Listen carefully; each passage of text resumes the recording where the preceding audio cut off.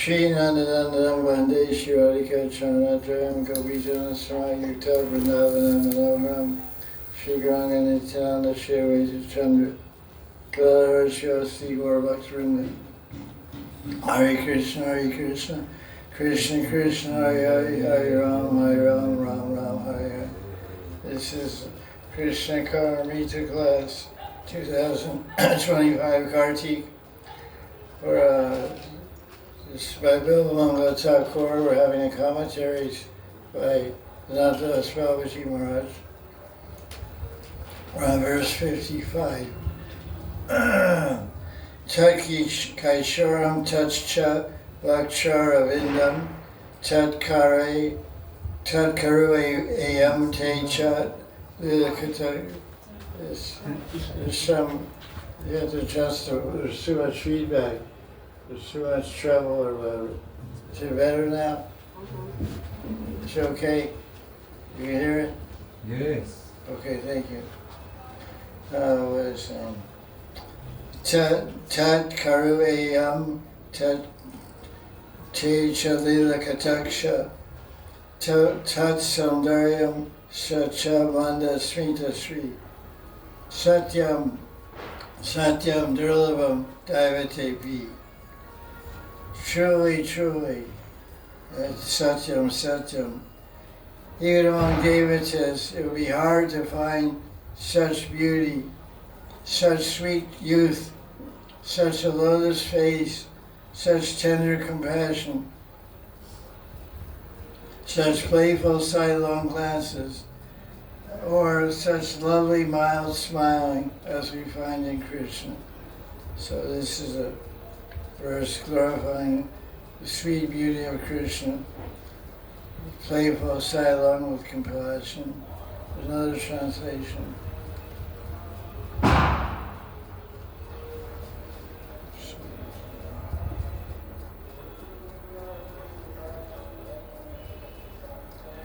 The Kaishora form of Krishna, with lotus face, full of compassion, and his loving glances, and his beauty, his radiant smile, is truly beyond the reach of even celestial beings, I mean devatas.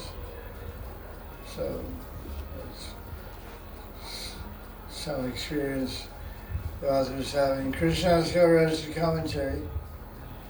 He says the verse describes that Radharani is relishing a vision of Krishna in her heart because she's unable to attain Krishna's darshan because he's absent from her, having left the rasa dance without her, or left her in the rasa dance alone, and she's very agitated. And she's remembering that sweet form of Krishna. So then he goes in to describe the concept that's being conveyed in a commentary, which this verse seems to bring out of the mind of Krishna's Kaviraj. It's the supremacy, comparing two Vishnu Tattva personalities, Narayan and Krishna. They're both Vishnu Tattva, they're both Bhagavan, but there must be some difference. So he explains the difference. In truth, in reality, in philosophy and Siddhanta, Narayan, Vishnu, Ram, Sringa, Krishna, they're all Vishnu Tattva, they're all Bhagavan. They all have unlimited powers.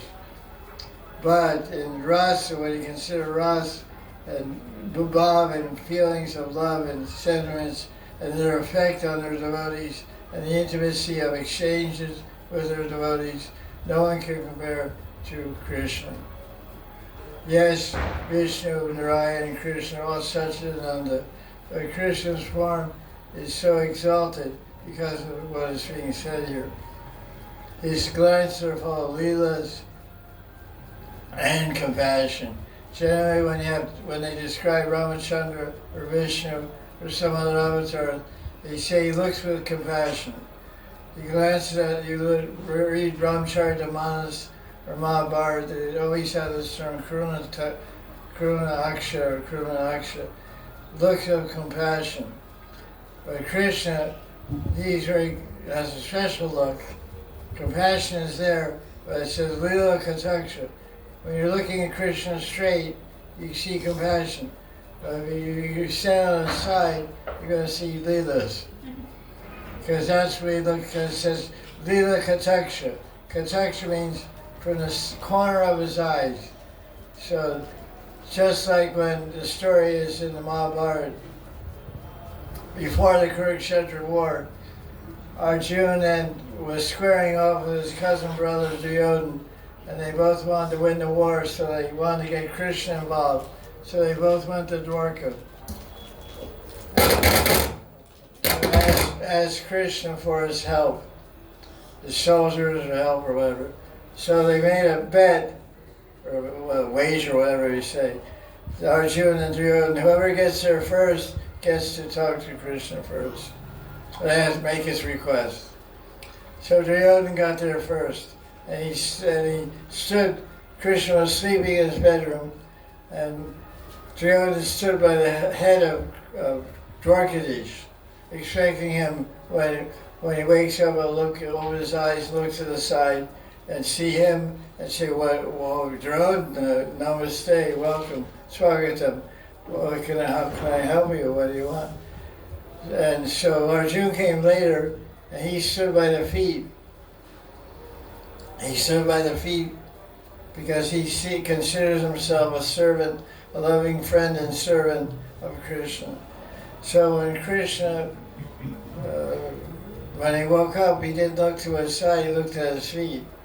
Maybe that's some ritual or something. Look at your feet when you wake up. I don't know. When he looked at his feet, he saw Arjuna. And so he said, "What do you want?" And he said, "Well, actually, Duryodhana got here first, so he has the first option to ask you a request." So then Krishna said, "Duryodhana, what do you want?" He said, "I want your soldiers, because I heard you're not going to fight, so you're useless. So I'll take your soldiers." And then Arjuna said, "Krishna, if you come with me and be with me on the chariot, that's all I need to be successful." So that, of course, that verse is there in the Gita that was that guy who spoke the Gita was it? Sanjaya proclaims at the end of the Gita, what Yacha Yogeshwara Krishna Tatra Shir Vijayopatir, whatever. There's a verse there, 1878, says, "Wherever there's Krishna or Arjuna, you have victory, morality, supreme perfection." So Krishna was accompanying Arjuna in a battle, and of course he won. So there, Duryodhana was banking on a sidelong glance, but Krishna looked straight and gave his compassion and mercy and his entire being to Arjuna. So Krishna's sidelong glances are full of pastimes and leelas, unlike other avatars who aren't really broadcasting leelas with their kataksha. They're not really even looking out of the corner of their eyes. They look straight, they walk straight, they act straight, and they talk straight. But Krishna, everything he does is crooked. He even looks crooked. There's a whole prayer by Shiva in Urdhvanaya Tantra called Krishna Kripa Kataksha. Even to his loving devotees, he doesn't look at them and give mercy. You get out, take it from the side. Take it from the side, man. I'm basically looking around Radharani. So Krishna's staring around Radharani, and his devotees are jumping up and down. Haribol, Haribol, Kripakaro, Kripakaro. Yeah, oh, okay, so he take it. Yeah. So he glances, a sidelong glance. So this is a special feature of Krishna. So the Krishna's Maharaj is making that point in the commentary. You don't find pictures of Narayan giving sidelong glances to Lakshmi Devi or descriptions of that as devotees, or Ram giving sidelong glances to Hanuman. Or Sugriva. Hey, Sugriva. So, then there's the story, Kaviraj Goswami, Krishnadas Kaviraj quotes from Padma Puran, which we've all heard when we went to Balavan. It's one of the forests on the other side of Yamuna, Bilba, it's called Bilbavan, or Balavan, or Lakshmivan. And the stories in Padma Puran. Lakshmi Devi was in Vaikuntha, massaging her feet in Narayan, and she heard the sweet flute of Krishna. And so she was tempted and attracted by it to be with Krishna. So she left Vaikuntha and came to Vrindavan. But she got there, she couldn't find Krishna, she couldn't even didn't have the ID card to even see him. So she started performing austerities. When you go to Balavan, you see the Murti there. The Murti of Lakshmi Devi is sitting in Padmasana, like this. One hand's up, actually, giving Ashirvad blessings. So she's doing austerities, but so Krishna came and said, well, what are you doing here? So Krishna was pleased with her tapasya. He gave her darshan. He said, why are you doing this? He said, I want to attain you in the same bhav as the gopis in Vrindavan. And Krishna said, that's impossible. I'm not an ISKCON.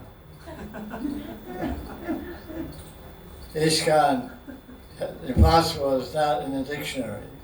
In Krishna's dictionary, impossible is there. So Krishna told Lakshmi Devi, it's impossible.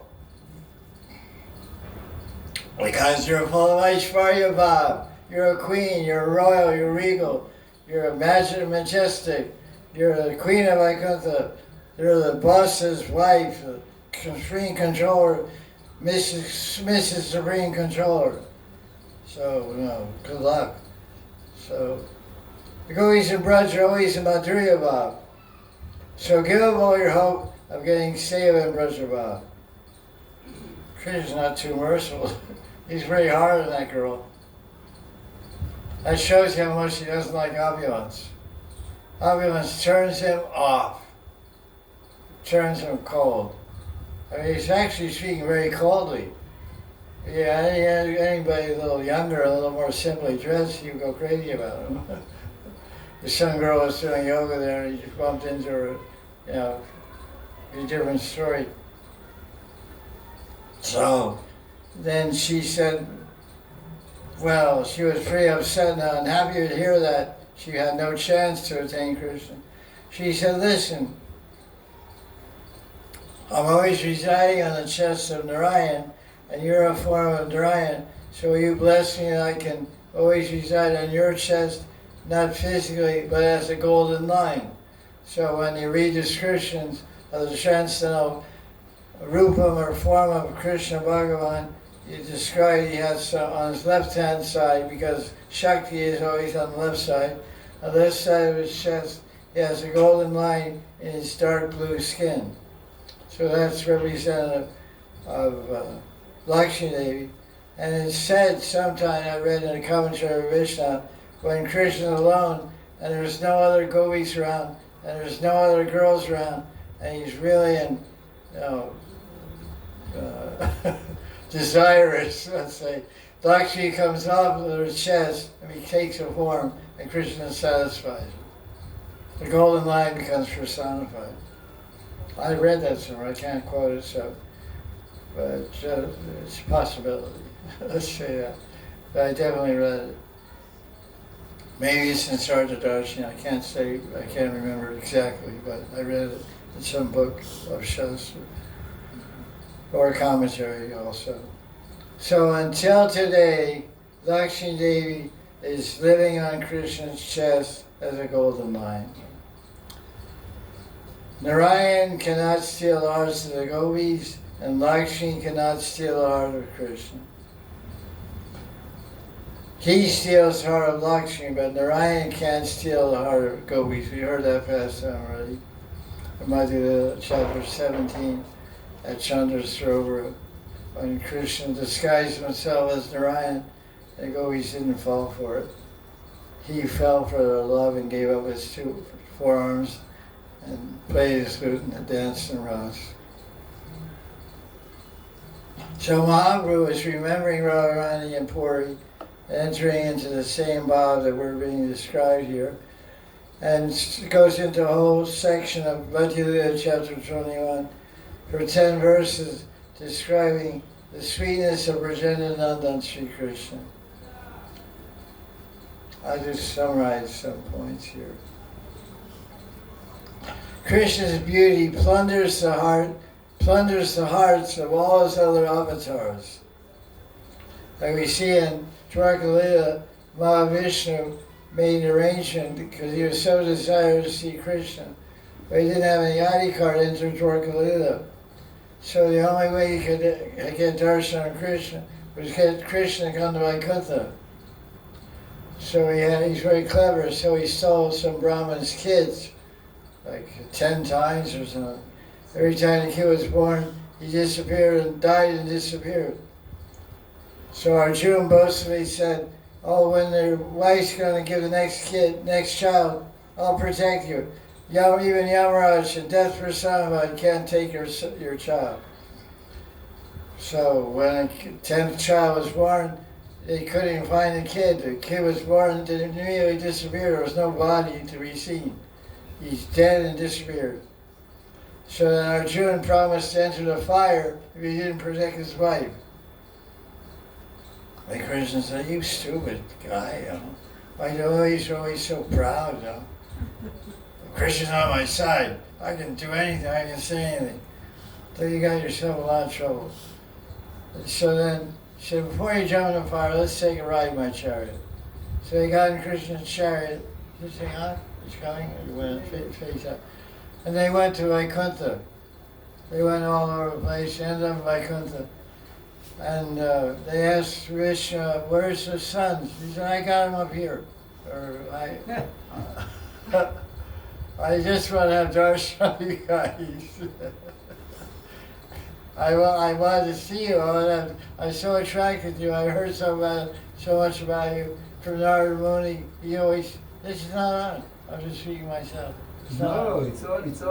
It's on? Yeah. Whoa. Radhe. Sorry. I guess I'm off. My ears are not working good. Not too good. Okay. So Narayan said, I was so captivated by your beautiful form, I wanted to see you, but I couldn't enter Dwarka. Jai Vijay wouldn't let me in. They did a 4 Kumara thing on me.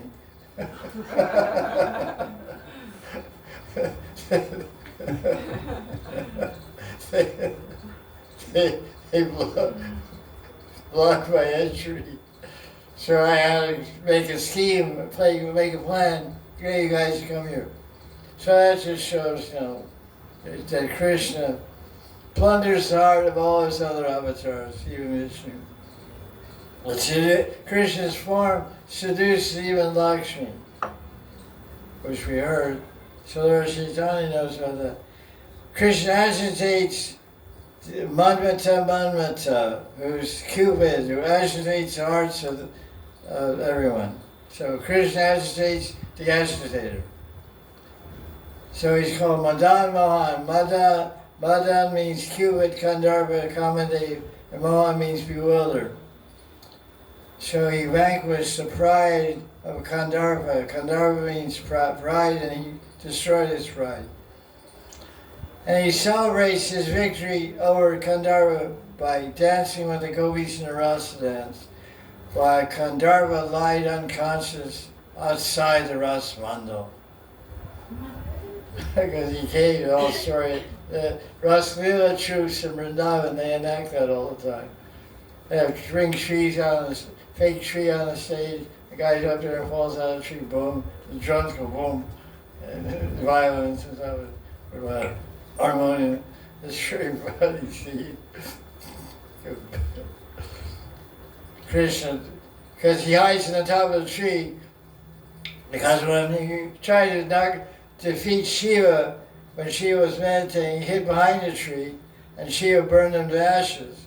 So Kamandev thought if I hide up in the top of the tree, if Krishna looks around, he won't see me.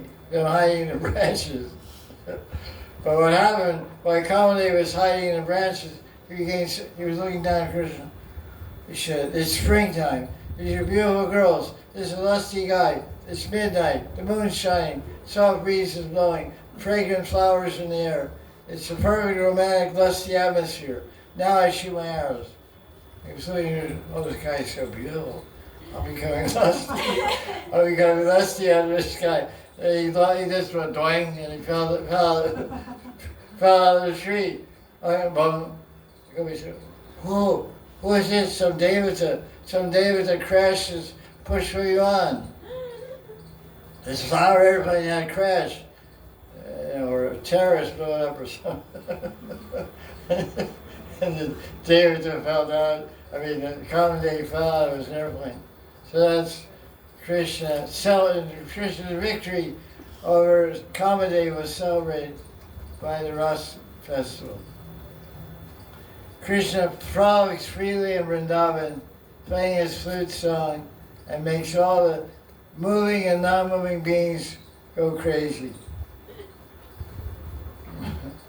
They shake and tremble and cry.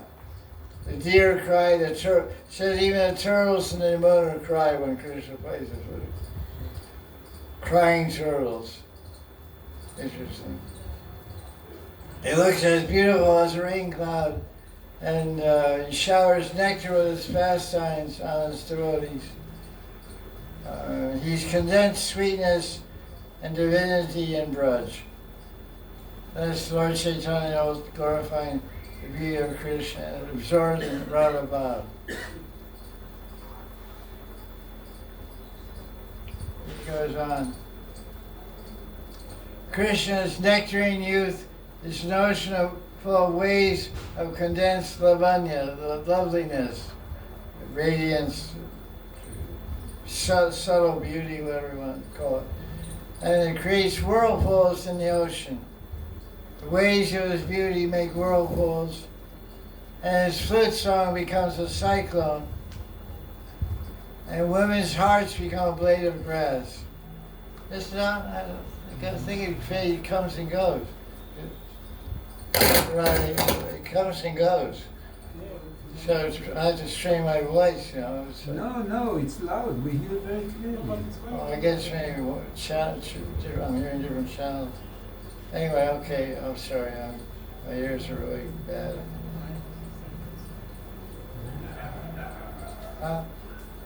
Right. Fix that wire. There's no power. Right. There's no... See the red light, is red lights on? There's a red light there. No. It's coming and now it's off. It's coming and going. Yes, people go.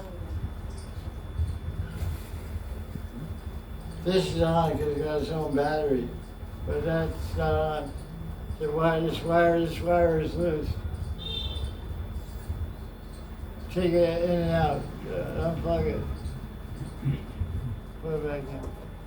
That's really funny thing. No. Just вот этот. Там? Right. Jai Sri Radhe. Such a headache, ladies. Jai Sri Radhe. So, no other divine form can equal the sweetness of Krishna. What is the proof of this? And then he repeats the same point again. That Lakshmi gave of all luxuries of Vaikuntha to do austerities and Braj to get Krishna. As I mentioned, I always repeat the same point 100 times. Krishna is the essence of all sweetness, the reservoir of all sweet qualities. Other avatars reflect his qualities. So now the subject changes to bhajan. Krishna's Kaviraj says, what is the ultimate result of practicing devotion in Brajaraj? What is that? I don't know an answer. To attain the Seva Prada Krishna in the Kunja of Vrindavan. That sounds like a stock answer. Not close, close but not close on the mark. Become one with the heart of Radharani. Also a good answer, but not the answer. Give me 10 good answers.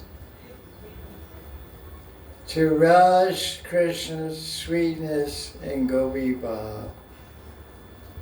As what do we worship? Madhurya Bhagavata Sar, Chaitanya Charitamrita. The essence of Bhagavan is sweetness, Leela Madhurya, Vena Madhurya, Prema Madhurya, Rupa Madhurya, and we're worshippers of that sweetness. We worship Bhagavan, Madhuri Bhagavan. So that's the perfection of bhajan, where that's the ultimate result practicing bhakti and braja ras. Because braja means to taste that Madhuri ras. Mahaprabhu's words prove that the highest possible goal of human life is to relish Krishna's sweetness in the mood of a gopi. So now Kaviraj Goswami explains the extent of Krishna's mercy available in Braj. He quotes, he himself in his book, his commentary here, quotes another verse of Bhagavan Thakur. He says, Krishna has many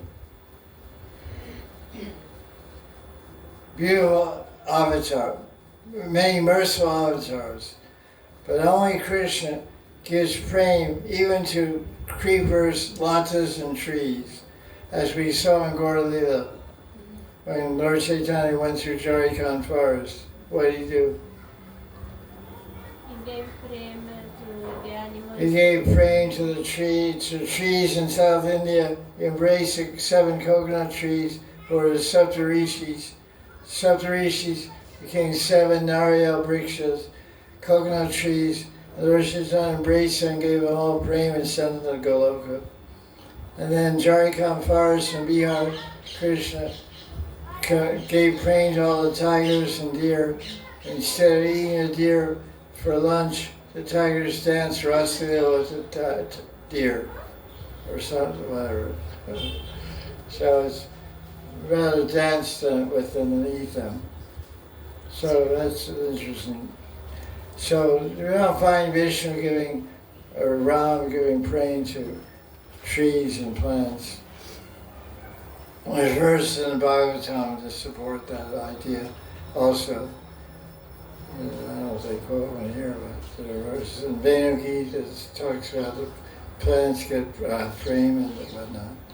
And Govinda Lilamrita describes the ecstatic symptoms that the trees display sattvic vikars when they hear Krishna's flute. They cry tears of ecstasy in the form of honey dripping down their bark, and they tremble, their bodies tremble in ecstasy with leaves vibrating in the wind, and all these different symptoms. They're naturally already stunned. Trees are stunned, they're not moving, not running anywhere. So these are exhibiting all symptoms of sattvic bhavas because they're getting prema from Krishna's flute, darshan. In line 2, this word phrase is there, Lila Kataksha. And so he again hammers this point which we discussed.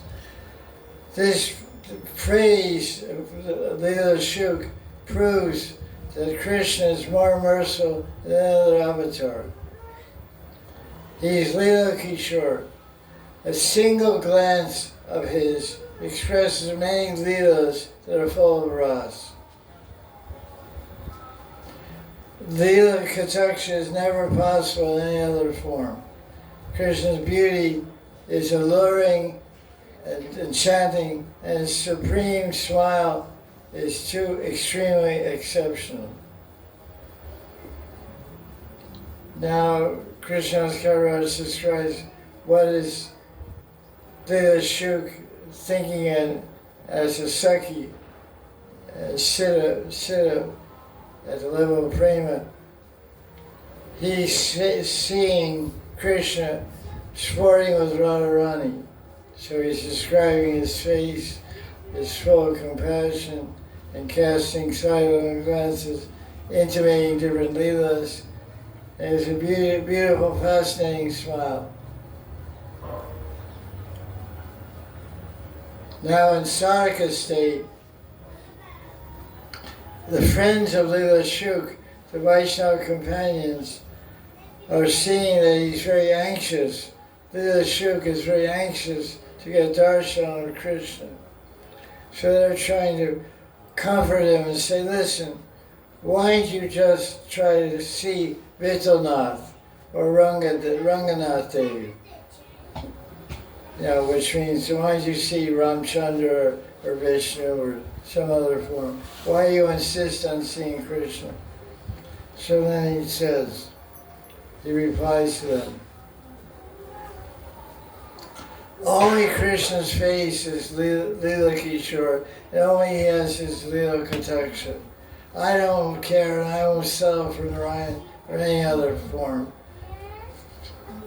So he agreed, okay, yes, they also have eternal beautiful forms and perform nice Leelas, but it can't compare to Krishna, because the Bhagavatam only describes Krishna as Manmata, Sakshat Manmata Manmata.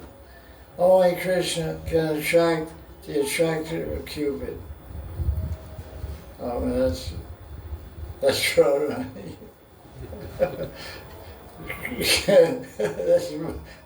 That's Mohi. The attractor of Cupid is Mohi.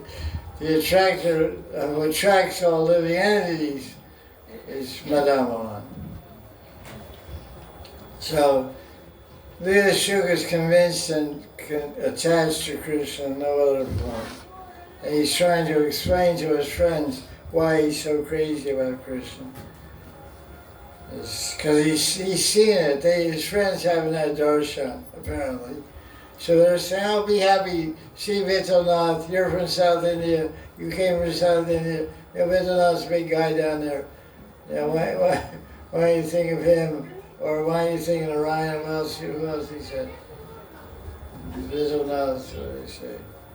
Ranganath. Ranganath is in South India, and Rangaji Mandir, Rangaji Temple. So, he was from Rangasetra, actually. Bilmangal Thakur was from Rangasetra. You forgot your Ishtadevata? Come on, what's this guy, just some village boy from UP, man.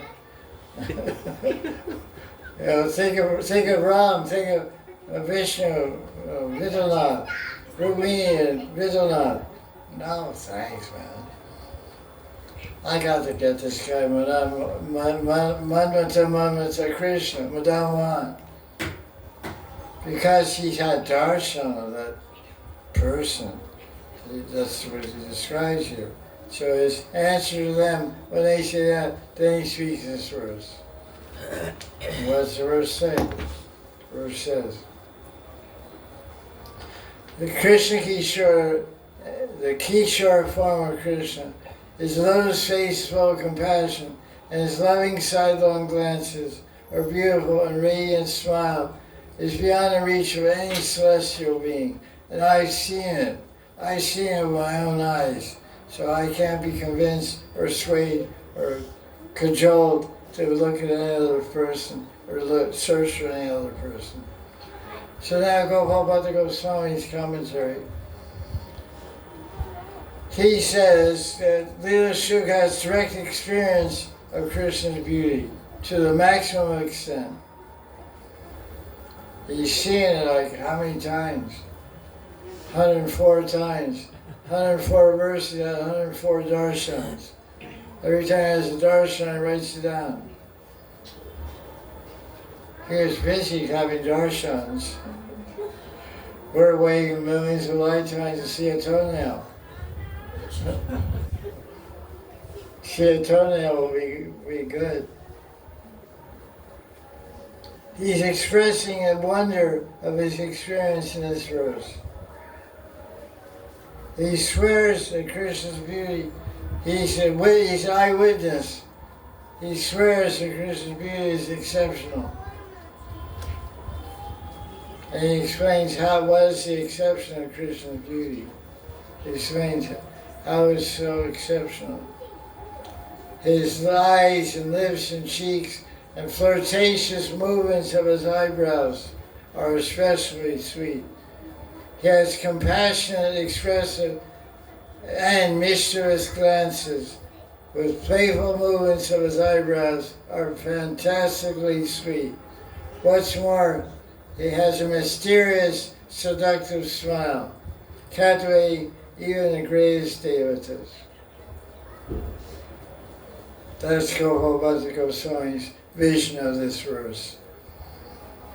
Quite a nice description.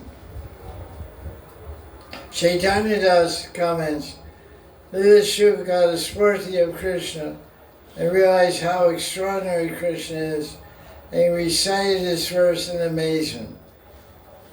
See and describe. Like they have some in school, show and tell or something. When you're in school, in grammar school, they have some session called show and tell. You're supposed to make some project, and bring it to school and show the classmates and teacher what you made. So I don't know what, I can't remember exactly. And it's called show and tell. So he had darshan of Krishna, and he's telling about it in his verses. So Chaitanya says he was amazed. He was extraordinary. So it's kind of like we hear about this experience and we say, lucky Leela Shuk. You're a really lucky person. So such fortunate people, like anybody who has something you want, you can pray to them to give it to you. So we're all anxious and desirous to find Krishna, to meet Krishna, to serve Krishna, to please Krishna, and to see Krishna. So Leela Shuk is one of those rare individuals had regular darshans of Krishna. So the conclusion of every verse should be a humble submission of our ego and a serious offering of our heart in prayer at his feet that will bless us. So he has a whole pocketbook full of darshans. So we should ask him to give us one. Can you give us? You have so many darshans. Can you spare one for me?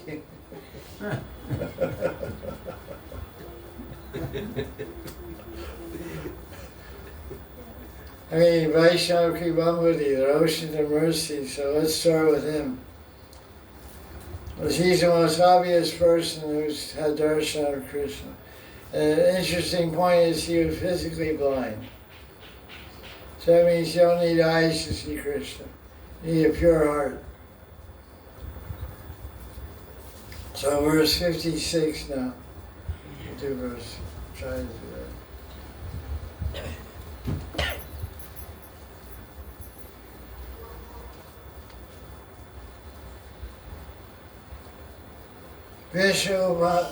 Vishwa Upavala Shamanika Bada Diksham Vishwas Sabagit Kita Chetasam Jainam Prashyam Pratinava Kanti Kandala Arjum Pashyama Pati Pati Shaishavam Murari. On every path we see the childlike form of Murari. Pati Pati Shaishavam, who has taken a vow, a promise to relieve the misery of everyone, whose hearts are full of faith in Krishna. Krishna's soft, bright, bluish cheeks glow with ever new effulgence. Excuse me, effulgence. Give me some water. New effulgence. Another translation. Krishna destroys the obstacles of all devotees who have taken shelter of his feet with firm faith. We see that Murari's ever new, sweet, Kaishore form is drenched in blue splendor.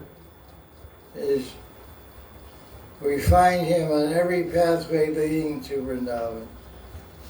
So, you can find Krishna on the street, I guess. That's what he said. Every footpath, every lane, every path of Vrindavan, Krishna's Kaviraj is seeing Krishna. Lila Shuka is seeing Krishna. So, this is the verse 56 commentary by Krishna's Kaviraj. He says, the last 5 verses, Lila Shuk is having a Swartya vision, but he's thinking that it's direct darshan. I don't know, because that's what he said. Although he did not really have direct darshan, still he thinks he's seeing Krishna. When Radharani doesn't see Krishna, because he left Rasa, she feels miserable and faints.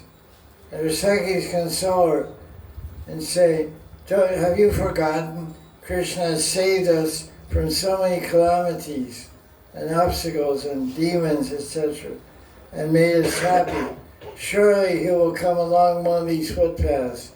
We'll see he'll come from some direction and come back to us, and we'll see him very soon. Srimati was very soothed by the sweet words of her Sakhis. And then Radharani started glorifying Krishna. She told her Sakhis, I see, so she's having like an hallucination, she's having a vision. I see Krishna walking on the pathways of Vrindavan. He is very handsome, dark blue, and splendorous. And he's very compassionate, and always dispels the sorrow of his dear ones. He will certainly rid us of our unhappiness, remove our unhappiness. So then now, it's this phrase in this verse, Bada Diksha. It says, Eka Bada Diksha. Eka Bada Diksha. The word Diksha, of course, means initiation, receive a mantra, but it also means promise. It means a very big and very firm promise. So now they go explain about how Krishna promises to protect his devotees. So Krishna's Kaviraj gives many examples of how Krishna always removes the misery of his devotees whenever they face trouble. The primary example we cite is Gauranga Puja. The Vrishvasis, when Indra attacked them with all the rains, torrential rains, they chant the verse from Bhagavatam, Krishna Krishna Mahabhaga Tannatam Gokulam Prabhu Chatam Arasi Devana Kubita Bhaktavatsala. O Krishna, O fortunate one, O Master, Indra is angry with us. Please save Gokul, because only you can protect him. O most merciful, affectionate Lord. So Krishna felt her sorrow, and at that time he replied in the same chapter, a few verses later, I promise I will protect my coward people. They are dearest to me. They depend only on me. So I have promised to protect anyone who surrenders to me. So now Krishna's Kaviraj goes on to explain quite a lot about the power of surrender to Krishna. That's what all of us are living by surrender. So he goes on to say, whenever Vrishvasis face any difficulty, why do they seek, the question I'm asking, whenever the Vrishvasis find difficulty, why do they turn to Krishna for protection? Because they are simple. Because they're simple. That's one answer. Any other answer? They have seen earlier that he protected. They have prior experience that Krishna protects them. What about the first time? There was the first time, but they turned around for protection. Not because he did before, that was the first time. Because Nanda Maharaj told everyone He's not like Narayan. the Gargacharya at the name-giving ceremony said, Krishna Narayana is Sama, that your son is like Narayan, and he'll remove all difficulties. Your son, so the Brajvasis, they have faith in Krishna, they turn to him when they have difficulty, because they remember the Gargacharya said, he's like Narayan, so if you ever have difficulty, he'll protect you. So they are, you said they're simple, that's true. They're simple, so they believe the gurus, they believe the acharyas. They don't doubt why you said that. Where's that in Shastra? It's really written why he's speaking it. The Shastras are written after he spoke it. It's called Garga Samhita. Anyway, so he'll take all your troubles. So the Brajvasis are simple, so they're remembering that Gargacharya said that, so they're always turning to Krishna. And he's always saving them. Kaya, Nag, and Bakasura, and Akasura, Pujna, all the string of guys and girls. One girl is always, most of the guys are bad, but there's always some bad girls also. Girls are not can't escape. Pujna is a bad girl. Every other guy that attacked Krishna was a boy, right, male. Bakasura was male. Akasura was male. Everyone's male. So equal representation. So the little demon in every man, the little demon in every woman. That's my commentary. So what is the speciality of Brajvasis? They love Krishna. They love Krishna, that's correct. What else? They have faith in Guru without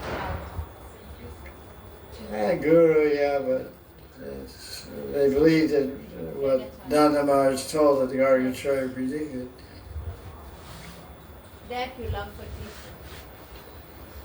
They believe in Krishna.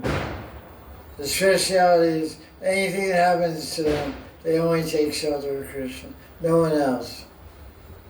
Just like every time someone has any difficulty, like I had my contractor was building this house.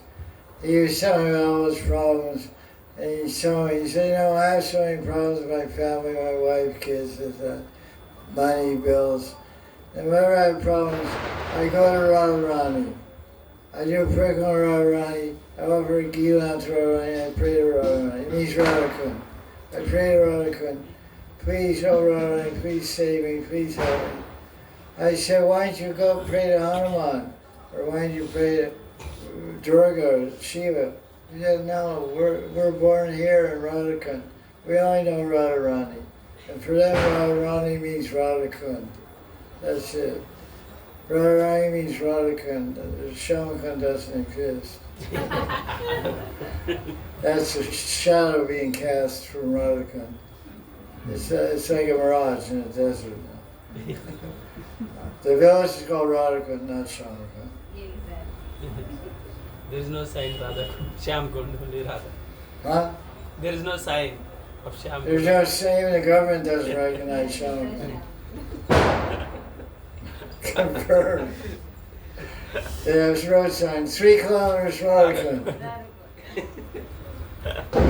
The assumption is if you get Radharani, you can get Krishna. Because he's right by, nearby, can't separate. So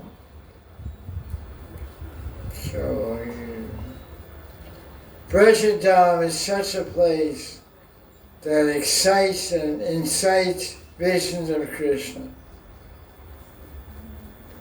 This is Gopal Bhatta Goswami. No, excuse me, it's Krishnadas Kaviraj Goswami, who lived in Shamakund that Mahaprabhu got and did bhajan, wrote Chaitanya Charitamrita. I don't know about Govinda Lilamrita, maybe he wrote that before. But at the end of his life, he wrote Chaitanya Charitamrita at Shamakund. He's saying there's speciality of Brajmana, that here in this place, the place itself creates darshan of Krishna. Bilabanga Thakur walked all the way from South India to get to Vrindavan because Chintamani told him, you can find God in Vrindavan, you can see God in Vrindavan. So she told him he could see God in Vrindavan and he would satisfy all his lusty desires and save him and liberate him from his perversions. So he walked and walked and walked and walked for months and months and months. And finally he got to Vrindavan. But before he got here, he lost his eyes. So he didn't think, I should keep my eyes. He had faith that Vrindavan, I'll see Krishna with eyes or without eyes. So obviously, his faith in his guru, Chintamani and Somagiri are his two gurus. So Chintamani had faith in Chintamani's words. She said, you go to Vrindavan, you'll see Krishna. So this is what Krishnadas Kaviraj said, Vrindavan incites and excites the vision of Krishna. Just the land, the trees, the water, the Yamuna. So he believed that, so he said, okay, my eyes are looking at material things, giving me trouble. But I still want to see Krishna. But I'm going to see Krishna with my third eye, my enlightened eye, my pineal gland, my third eye, my inner eye. I know Vrindavan, I have faith in Vrindavan will show me Krishna. So he poked out his eyes with hairpins of the Brahmin lady. And he got here, he had so many darshans of Krishna, so many darshans, which his whole book is a manifestation of. And it's certified by God himself. This book has got a book review written by God. Like people have 5-star New York Times review, whatever. But this book has got reviewed by God and Chaitanya Charitamrita. Every night he read it and heard it. He spoke about it. There's no book can compare with Krishna Karnamrita. So now we hear about Mahaprabhu having a Smriti of Vrindavan. Where did Mahaprabhu see Vrindavan? Kanai. Oh, that's a good answer. I like that. That's pretty clever. Kanai. Okay, good answer. Where did he see Gauran Hill? Jagannath Jagannath. Guy knows his stuff. He came to have darshan on Total Gopinath. And when he saw Total Gopinath, he became absorbed in Brajabhav, in Radha's Bhav, and Gopinath, and Raslila, and Chandra Sarovar, and all these things. It was his springtime also. So when he came out of the temple, he was completely in Maha-ecstasy. Having seen Gopinath, Radharani taking darshan of Gopinath. And he walked across the street and he saw Gauran Hill. He had a Smriti of Gauran Hill. It was Chatak Parvat. It was a big sand dune. It was a big sand dune in Jagannath Puri right outside the door of Total Gopinath Mandir. They ran to embrace Gauran. And then he fell down and everybody was crying. It was a big ecstatic scene.